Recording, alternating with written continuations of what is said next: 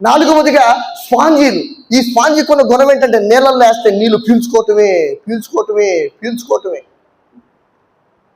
సామెతల గ్రంథంలో ఒక జలగ కట్ట ఇద్దరు కూతుళ్ళు ఉన్నారటండు.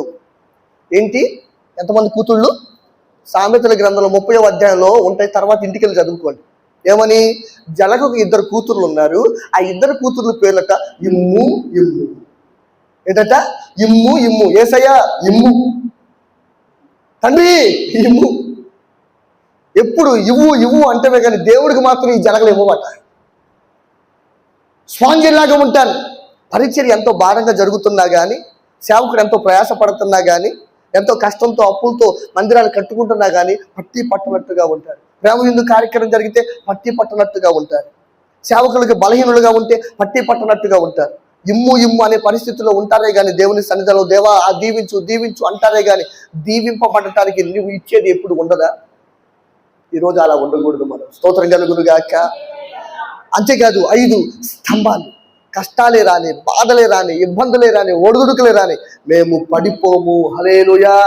సంఘము నుండి దూరం కాము, సేవకులకు దూరంగా ఉన్నాం. స్తంభాల్లాగా ఉండాలి. నువ్వు ఎలా ఉండాలి? మందిరంలో స్తంభాల్లాగా ఉండాలి. దేవునికి మహిమ కలుగునుగాక.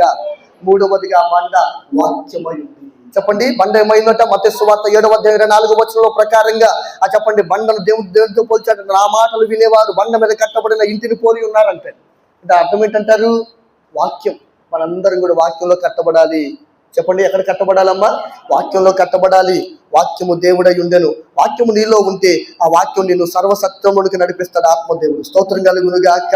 ఇప్పుడు చెప్పండి, మనం ఎక్కడ కట్టబడాలట? బండ మీద కట్టబడాలి. ఆ బండ ఏమై ఉన్నది? క్రీస్తు. యేసునందు విశ్వసించండి. యేసయ్య మన పాప శాపములను భరించుటకు ఈ లోకానికి వచ్చాడు.